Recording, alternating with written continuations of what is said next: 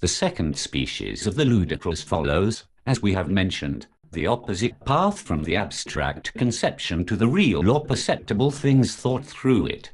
But this now brings to light an incongruity with the conception which was overlooked, and hence arises an absurdity, and therefore in the practical sphere of foolish action. Since the play requires action, this species of the ludicrous is essential to comedy. Upon this depends the observation of Voltaire. The following may serve as examples of this species of the ludicrous. When someone had declared that he was fond of walking alone, an Austrian said to him, "You like walking alone." "So do I, therefore we can go together." He starts from the conception, a pleasure which two love they can enjoy in common, and subsumes under it the very case which excludes community.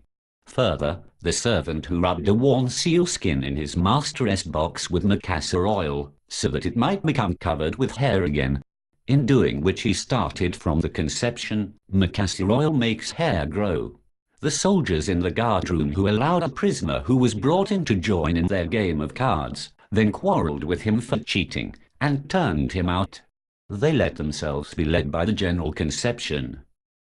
There are also cases of the ludicrous where the conception under which the perceptible facts are brought does not require to be expressed or signified, but comes into consciousness itself through the association of ideas. The laughter into which Garrick burst in the middle of playing tragedy because a butcher in the front of the pit, who had taken off his wig to wipe the sweat from his head, placed the wig for a while upon his large dog, who stood facing the stage with his forepaws resting on the pit railings, was occasioned by the fact that Garrick started from the conception of a spectator, which was added in his own mind. This is the reason why certain animal forms, such as apes, kangaroos, jumping hares, sometimes appear to us ludicrous because something about them resembling man leads us to subsume them under the conception of the human form, and starting from this we perceive their incongruity with it. Now the conceptions whose observed incongruity with the perceptions moves us to laughter are either those of others or our own. In the first case we laugh at others, in the second we feel a surprise, often agreeable, at the least amusing. Therefore children and uneducated people laugh at the most trifling things, even at misfortunes, if they were unexpected, and thus convicted their preconceived conception of error. As a rule laughing is a pleasant condition.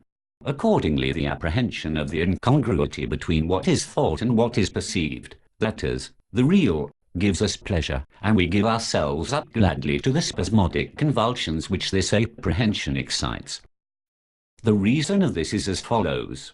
In every suddenly appearing conflict between what is perceived and what is thought, what is perceived is always unquestionably right, for it is not subject to error at all, requires no confirmation from without, but answers for itself.